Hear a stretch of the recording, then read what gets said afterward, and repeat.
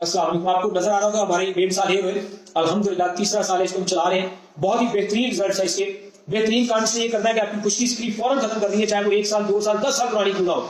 ठीक है, किसी किस्म की कोई एलर्जी खारिज आपके बालों में बहुत ज्यादा होती है, बच्चों को होती है, बड़े बुजुर्गों को होती है, फौरन फौरन माशाल्लाह एक दफा लगाने के बाद इसका रिजल्ट आ जाता है कि खारिज में बहुत ज्यादा कमी, एलर्जी में कमी आ जाती है, खुश्की स्क्रीन में अल्हम्दुलिल्लाह कमी आ जाती है। और नए बाल उगाने के लिए बेमिसाल है, औरतों के लिए तो कमाल है माशाल्लाह अल्हम्दुलिल्लाह। तीसरा साल है, बहुत ज्यादा कीमत बहुत हैरान कुन है, सिर्फ 500 रुपए एक बोतल की कीमत है और 100 ml की बोतल है, 8-10 दफा आसानी लग जाती है। ठीक है, छोटे बड़े बच्चे सब इसको लगा सकते हैं। बाकी जो बहुत ज्यादा जिस चीज से लोग परेशान है वो बाल गिरना, तो गिरने टूटने वाले बाल जो है वो एक बोतल में बेहतरीन रिजल्ट मिलता है बहुत सारे लोगों को माशाल्लाह। हमारी वीडियोस भी लगती रहती है सोशल मीडिया के ऊपर।